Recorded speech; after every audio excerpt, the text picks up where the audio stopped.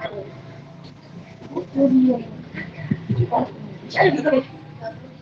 10 lebih. Ya, buat apa sih? Hah? Buat apa sih?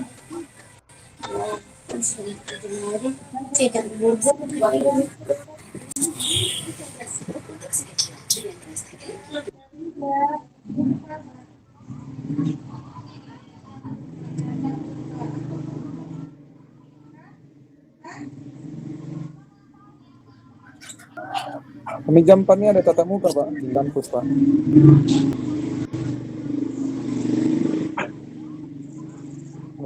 Pak.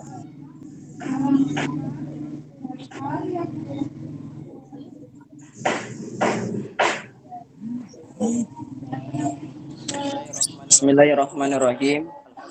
Alhamdulillahirrabbilalamin. Salatu wassalamu ala asyrafil mursalin wa ala alihi washabihi ajma'in. Baik, puji syukur pada Allah Subhanahu wa taala yang telah memberikan kita kenikmatan hari ini sehingga kita masih tetap belajar walaupun dalam keadaan seperti ini, tapi berharap dan berdoa tidak mengurangi semangat kita dalam menuntut ilmu. Karena menuntut ilmu itu nanti akan memberikan kita keberhasilan tahap demi tahap. Salawat bering salam kita hadiahkan kepada Nabi kita Muhammad SAW. Semoga dengan kita memperbanyak syafaatnya kepada beliau, kita diberikan pertolongan nanti di yaumil akhir. Amin ya rabbal alamin. Yang saya banggakan, yang terutama dan yang saya hormati yaitu seluruh mahasiswa yang hari ini berkenan dan meluangkan waktunya untuk belajar dalam pertemuan kita yang dimana kita mempererat silaturahim.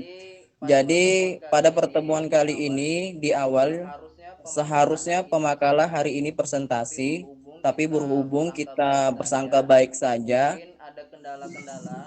mungkin ada kendala-kendala yang dia tidak dipertanyakan. Jadi kalian jangan untuk para mahasiswa sekalian tidak sungkan untuk bertanya kepada saya. Jika saya bisa bantu, akan saya bimbing dengan sebaik mungkin.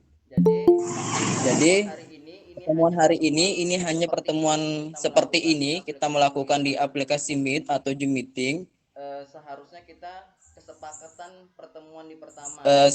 kita kesepakatan pertemuan di pertama yaitu kita akan diskusi di WA, di mana pemakalah itu membuat video presentasinya dan mengirimkan makalahnya sebagai tugas ilmiahnya.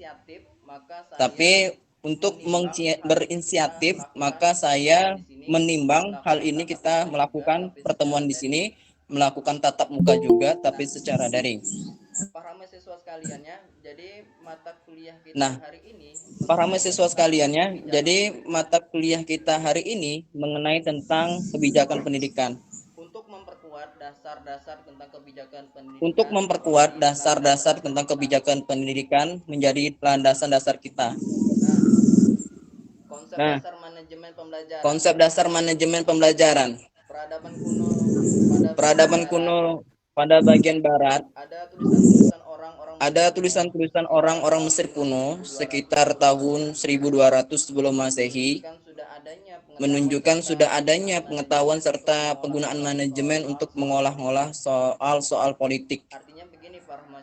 Artinya begini para mahasiswa sekalian, manajemen itu sudah dikenal pada peradaban kuno dahulu, yaitu membahas tentang persoalan politik yang dimana politik itu diatur lalu untuk mengolah sebagaimana rupa untuk menyelesaikan masalah-masalah konflik yang terjadi. Lalu kemudian sejarah Yunani kuno dan kerajaan Romawi banyak memberikan bukti tentang pengetahuan manajemen, terutama dalam pengolahan persidangan di pengadilan, praktek pemerintahan, organisasi tentara, dan kesatuan usaha-usaha kelompok yang lainnya.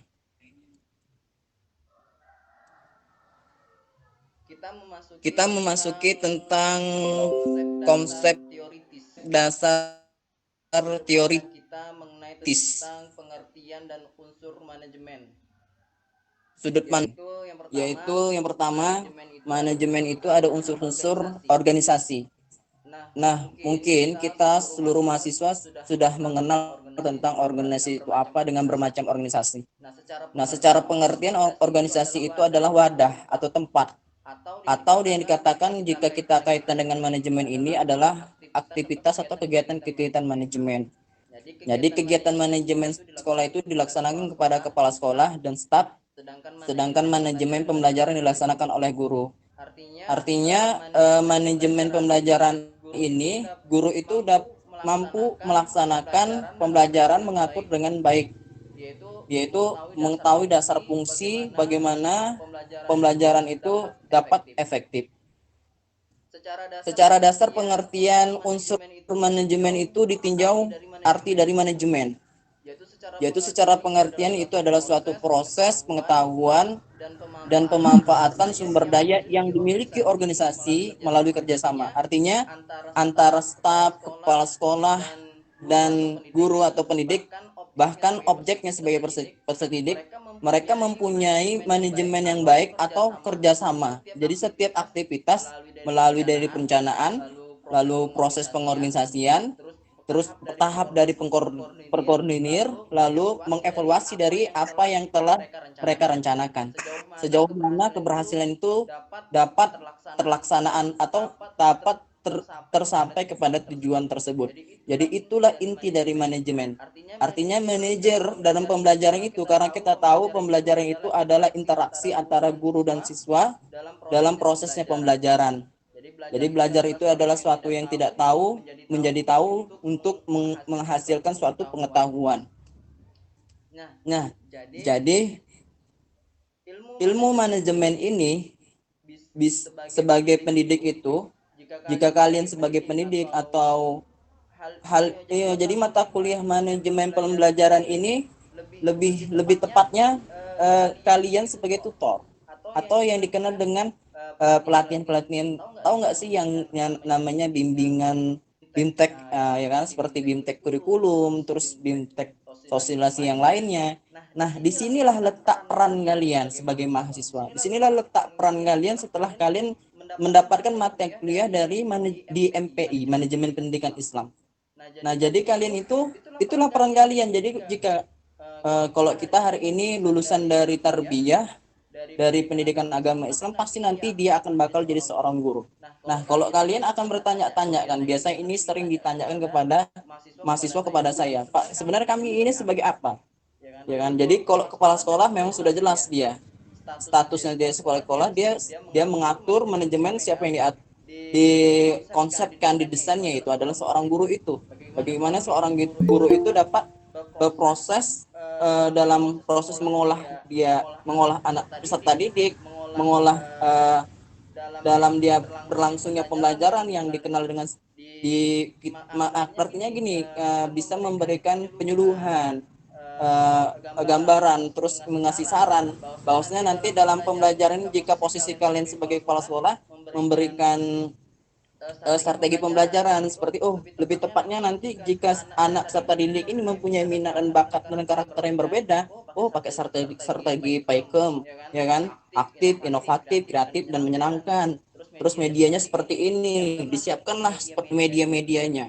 Jadi inti dari pengertian konsep dasar manajemen pembelajaran di awal ini yaitu manajer itu adalah seorang guru. Artinya dia harus memposisikan strategi pembelajaran, media pembelajarannya, metode-metodenya harus bervariasi. Artinya tujuannya itu tidak monoton. Nah, para mahasiswa sekalian, kita beranjak kepada fungsi manajemen. Kesimpulannya, fungsi manajemen pembelajaran, karena pembelajaran itu secara sederhana kita tahu bahwa interaksi yang terjadi antara guru dan siswa dalam mencapai tujuan pembelajaran. Nah, fungsi manajemen pembelajaran ini, karena kita tahu manajemen adalah perencanaan, terus pengaturan, mengolah, dan sebagainya, maka fungsi manajemen pembelajaran terdiri dari 4 hal atau 4 tahap. Yang pertama itu ada, ini dia, yang itu perencanaan. Yang kedua ada pengorganisasian. Terus yang ketiga itu ada koordinasi. Dan yang terakhir ada controlling, pengawasan. Artinya yang disebut dengan istilah pendekatannya mengevaluasi, menilai sejauh mana